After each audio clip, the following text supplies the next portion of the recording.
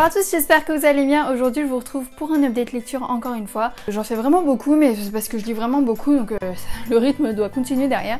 Donc je vous présente 1, 2, 3, 4, 5, 6 livres, donc c'est parti. Donc tout d'abord, j'ai lu très récemment Quand Hitler s'empara du lapin rose de Judith Kerr, publié chez les éditions Albin Michel. Donc dans ce roman, on va suivre, en fait c'est un roman autobiographique, ça se passe pendant la Seconde Guerre mondiale, on va suivre une famille, la famille de Anna, qui en fait, on va surtout suivre Anna, la petite fille, qui va voir sa vie basculer du jour au lendemain parce que Hitler monte au pouvoir et qu'ils sont juifs et du coup ils vont aller se réfugier dans un autre pays. Ce que j'ai bien aimé dans ce livre, c'est déjà avoir le point de vue d'une petite fille parce qu'on va la suivre à l'école, changer de nouveaux amis, enfin avoir des nouveaux amis tout le temps et tout, et enfin on suit pas le point de vue d'un adulte, c'est pas pareil, ça change en fait, voilà, c'est vraiment différent et je pense que ça apporte quelque chose en plus.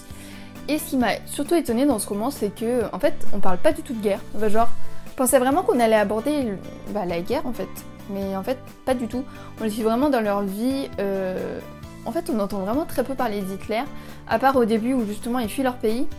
Mais sinon on en entend vraiment peu parler, et la Seconde Guerre mondiale aussi. On les suit vraiment dans leur vie de réfugiés dans d'autres pays. Et franchement c'est un livre très beau, ça fait extrêmement... Enfin très beau, c'est quand même dur mais je veux dire c'est à lire quoi. Je le conseille à tout le monde, petit comme grand vraiment. Ça apprend, ça nous fait ouvrir les yeux sur certaines choses et voilà. Il est très...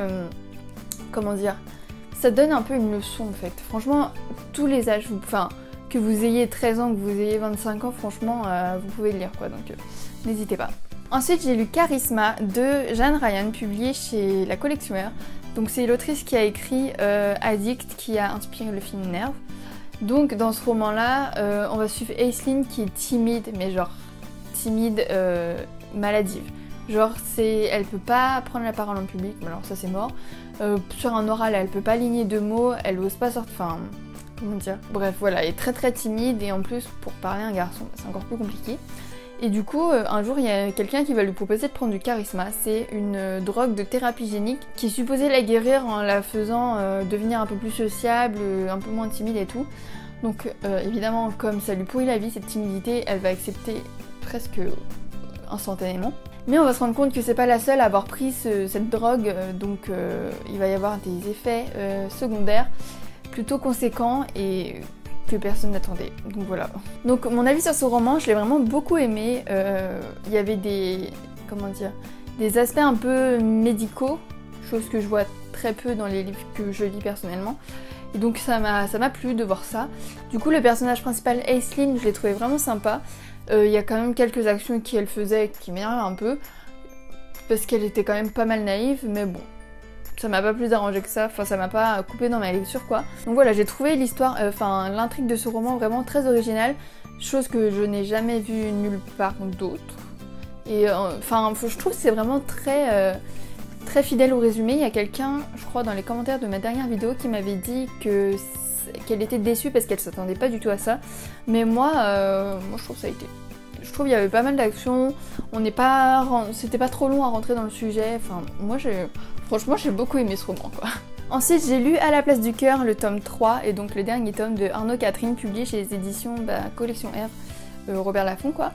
Et j'ai adoré ce roman. Je pense que c'est mon préféré des 3. Si vous savez pas de quoi ça parle, en fait dans le premier tome on va suivre Com qui en fait, tout ça se déroule pendant les attentats, toute l'histoire se déroule pendant les premiers attentats de Charlie Hebdo, enfin les premiers, entre gros guillemets, hein. Et du coup, on va suivre sa vie, et il va tomber amoureux en même temps que cette période-là, et va se demander, mais est-ce que c'est bien, est-ce que j'ai le droit, parce qu'il se passe quelque chose d'affreux en France. Et donc dans le premier tome, on va suivre pendant les attentats de Charlie Hebdo, janvier 2015. Dans le second tome, on va le suivre pendant...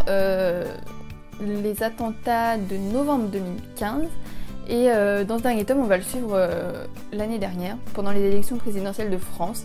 Et ce que j'ai bien aimé, c'est que j'ai su me retrouver dans ce personnage, ou dans même d'autres personnages, dans certaines situations, parce que moi aussi c'était mes premières élections présidentielles, la première fois que je pouvais aller voter puisque j'ai 21 ans.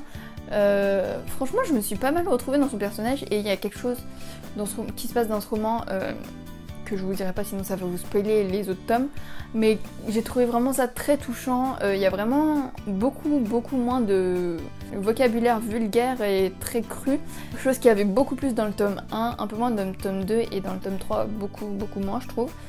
Et voilà, j'ai vraiment adoré ce roman, c'est une très belle fin à cette trilogie et voilà, j'ai adoré. Je vous conseille vraiment cette trilogie, attention au tome 1 qui est vraiment très cru et langage pas mal vulgaire, mais ça fait le charme de cette trilogie quoi, donc j'ai vraiment aimé. Ensuite j'ai lu Trouble Vérité de Hilocart, publié chez les éditions Gallimard Jeunesse. Donc vous m'avez dit tous, mais vraiment tous sans exception, que Nous les menteurs était une folie. Je l'ai lu, je vous en ai parlé dans mon Choisissez ma lecture numéro 3 que je vous mettrai là, dans le petit i. Et donc j'ai reçu celui-là de la part des éditions Gallimard Jeunesse, avec un très beau marque-page d'ailleurs. Hop, je sais pas si vous voyez très bien, mais vous voyez? Non, je sais pas. Et ben, figurez-vous que celui-là, j'ai vraiment pas mal aimé. Donc dans ce roman, on va suivre... En fait, je saurais pas vous faire un résumé de ce livre, parce qu'il est très bizarre. Très bizarre, mais en même temps très original et très innovateur, quoi. Je vais vous lire le résumé, ça sera plus simple, parce que moi, de moi-même, je serais incapable de vous faire un résumé. Donc le résumé dit, de Las Vegas à New York, en passant par Londres et San Francisco, déroulez le fil d'une amitié dangereuse. Deux héroïnes fascinantes et complexes. Allez-vous les haïr? Allez-vous les défendre? Jules est un caméléon social extrême qui refuse d'être ce qu'elle a été. Imogen est une héritière en fuite, orpheline et tricheuse. Jalousie, meurtre, amitié, romance, des personnages qu'on a dans la peau. Un thriller vénéneux sur fond de revanche sociale. Voilà. Je serais incapable de vous faire un autre résumé que celui-là parce que c'est vraiment un roman très étrange. En même temps, c'est très original du coup. En fait, dans ce roman, on commence par le dernier chapitre. Donc on commence par le dernier chapitre, on sait ce qui se passe jusqu'à le premier chapitre. Donc on découvre comment tout ça s'est déroulé, pourquoi, quelles sont les conséquences, les causes, machin. Et c'est pour ça qu'on n'a pas de description au début des personnages, parce que on commence par la fin quoi. Donc c'est très déroutant, et en même temps c'est original encore une fois, mais bref, vous avez compris que ce roman est très original et très spécial. Mais j'ai pas mal aimé. Le personnage... Enfin il y a un truc qui me dérangeait un peu, je sais pas si ça vous spoil. Je sais pas, non je préfère pas le dire sinon j'ai peur de spoiler, mais... Il y a quelque chose qui me dérangeait tellement que j'ai demandé sur Twitter si quelqu'un l'avait lu et qui pouvait m'éclairer pour que je puisse comprendre parce que en fait je comprenais rien. Mais du coup ça fait partie de l'histoire, mais moi j'arrivais vraiment pas à avancer dans le roman si je comprenais pas ce qui se passait. Donc on m'a éclairé et ça a été clair tout de suite. Mais voilà.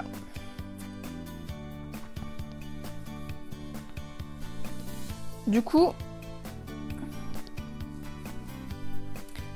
est-ce que j'ai bien aimé ce roman ou pas? J'ai un avis plutôt mitigé puisque les personnages je me suis pas forcément attachée, mais l'histoire était très originale, c'était très bizarre en même temps. Voilà, en tout cas, chose qui est certaine, l'autrice Hilocart, elle a un talent incroyable pour nous faire des livres à suspense comme ça, enfin genre même Nous les menteurs, la fin de ce roman-là, la fin de Nous les menteurs, vous savez tous, elle est incroyable.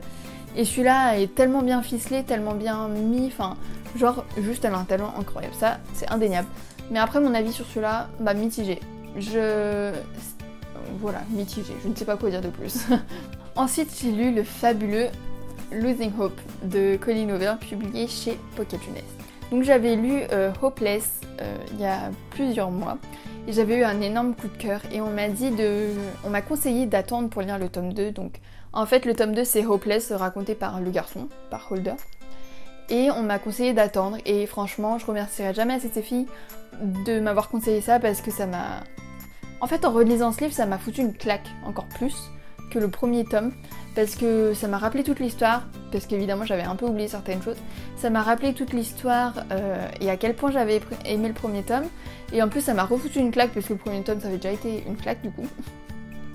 Et là, c'est le point de vue du garçon qui est encore plus, enfin genre, incroyable. Il a des sentiments de dingue, enfin, juste lisez ce roman. Si vous aimez la romance en tout cas, je vous conseille, je crois que c'est une des meilleures romances que j'ai lues. Évidemment, c'est un gros coup de cœur et franchement, j'ai très hâte et un peu peur quand même de finir cette trilogie par le dernier tome qui s'appelle Finding Cinderella, Et je crois que j'ai lu le résumé, on va suivre le meilleur ami de Holder, le garçon. Il est vraiment très court, donc je pense que ça va se lire très vite, mais en tout cas celui-là, c'est une bombe quoi. Et pour terminer, j'ai lu Stony Bay Beach, le tome 2 de Huntley Fitzpatrick, publié chez les éditions de Nathan. Donc dans ce roman-là, on va suivre Tim et Alice. Tim et Alice, c'est qui? Alors Tim, c'est le meilleur ami de Jace. En fait, le premier tome va suivre Samantha et Jace. Et là, dans ce roman-là, on va suivre Tim et Alice. Tim, c'est le meilleur ami de Jace et Alice, c'est la sœur de Jace. Donc voilà, on va suivre leurs aventures. Et dans ce roman, en fait, Tim, il a 17 ans. Après quelques années à la dérive, Tim, il est mis à la porte de chez lui. Parce qu'il causait trop de problèmes, il était alcoolique, mais il l'est plus, mais bref. Du coup, il s'installe au-dessus du garage de chez Jace. Et à côté, il y a Alice qui s'occupe de toute la famille Garrett. La famille, du coup, de Alice et Jace. Parce qu'ils sont enfants très nombreux, les parents ont des problèmes, le père est à l'hôpital, problème d'argent, des revenus pas assez importants. Bref, il n'y a rien qui va dans cette famille. Enfin, il y a beaucoup de choses à faire, quoi, beaucoup de choses à s'occuper. Et voilà, on va suivre leurs histoires à tous les deux. Ils vont commencer à avoir une petite romance, mais il y a quelque chose qui va venir empêcher tout ça. Et j'ai vraiment beaucoup aimé, beaucoup aimé les personnages, enfin retrouver les personnages, surtout la famille Garrett que j'aimais vraiment beaucoup. Samantha et Jess dans ce roman-là sont vraiment très secondaires, on les voit presque pas. C'est ce qui m'a un peu déçue parce que je pense que j'ai préféré le tome 1. Du coup j'aurais préféré voir un peu plus Sam et Jace, mais c'est pas grave, ça c'est juste mon avis personnel. Mais ouais, j'ai quand même préféré le tome 1, juste l'histoire de Samantha et Jess, je l'ai trouvé plus belle, plus... J'ai l'impression que dans le tome 1 il y avait plus de révélations un peu incroyables que là, du coup je les connaissais déjà, les révélations. Donc voilà. Le premier tome est vraiment parfait pour l'été et le second tome, on arrive quand même à l'hiver à la fin du roman. Donc j'étais plus trop dans la même saison, mais c'est pas grave.